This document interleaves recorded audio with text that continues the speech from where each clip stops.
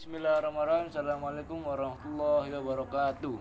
Pertama-tama, segala puji bagi Allah yang telah memberikan saya kenikmatan kesehatan sehingga saya bisa menyelesaikan mimpi saya pada malam hari ini.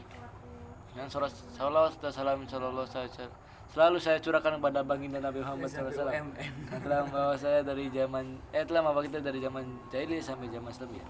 Yang terhormat kepada Abi Hanif selaku Direktur Pondok Pesantren Supreme Naraban Hafida, dan kepada Umida selaku pengasuh Pondok Pesantren Supreme Naraban Hafida.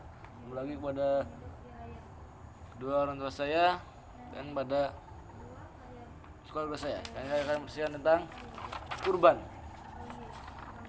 Kurban adalah syariat yang telah ditetapkan. Syariat yang telah ditetapkan dimulai dari zamannya Nabi Adam. Nah, pada zamannya Nabi Adam kan ada anak Nabi Adam yang bernama Qabil dan Habil yang kurban, tapi salah satunya tidak diterima dan mereka berselisih karena hal itu. Nah, kata kurban adalah kata Arab kata kurban berasal dari kurban berasal dari kata bahasa Arab yang kuroba yakrobu kurban kurbanan atau artinya adalah pendekatan diri atau mendekatkan diri kepada Allah SWT. Nah, kata kurban adalah istilah untuk pengertian, adalah istilah bagi umat Islam untuk pengertian penyembelihan hewan ternak. Nah, hewan ternak yang memenuhi syarat dan pada waktu tertentu, pada hari tertentu, pada itulah.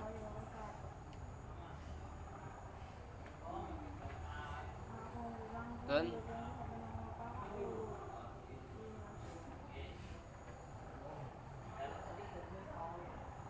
ibadah dan kurban adalah ibadah guna untuk mendekatkan diri kepada Allah.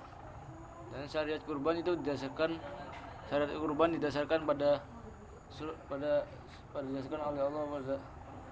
oleh Allah yang dijelaskan oleh surat Al-Kautsar ayat 1 sampai 3 yang berbunyi Inna a'tainakal kautsar fasholli lirabbika wanhar inna saniyaka huwal abtar. Itu dia. Dan hukum kurban adalah sunnah muakkad dan bagi orang-orang yang mampu, orang-orang Islam yang mampu tapi mereka tidak melaksanakan kurban, maka ia tercela dalam pandangan agama. Itu Rasulullah SAW bersabda, ada hadis riwayat At-Tirmizi 1427.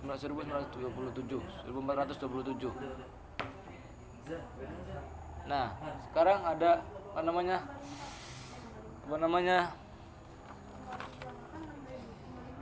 ini sejarah singkat kurban. Nah, pada malam 8 Dzulhijjah Allah menyuruh Nabi Ibrahim lewat mimpinya untuk menyembelih Nabi Ismail. Nah,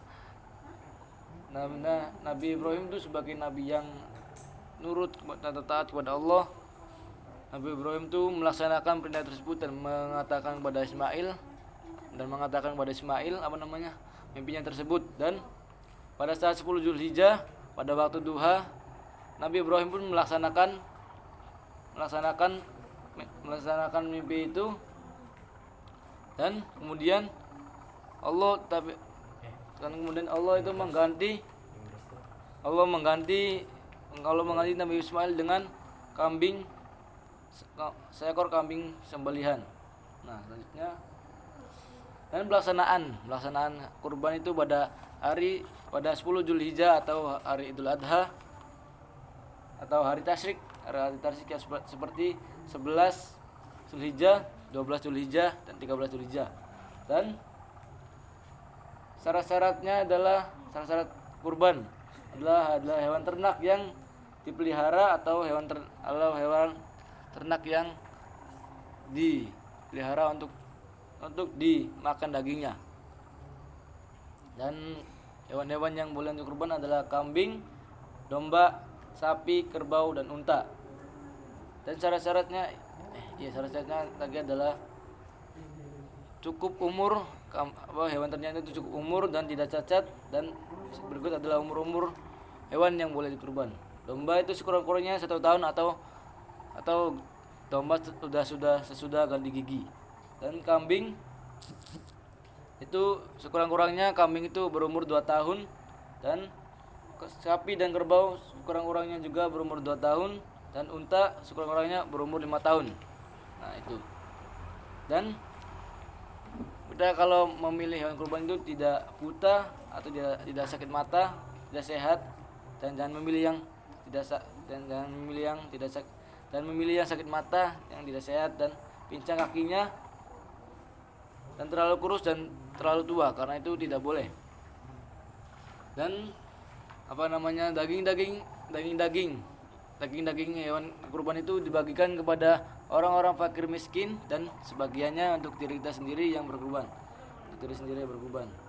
Dan ada juga kurban itu tidak hanya untuk tidak satu orang, dan seperti dam atau untuk denda itu kan, kambing itu hanya untuk satu orang, dan sapi 7 orang, dan unta juga 7 orang. Nah, itu. Oke, mungkin cukup sekian dari saya. Assalamualaikum warahmatullahi wabarakatuh.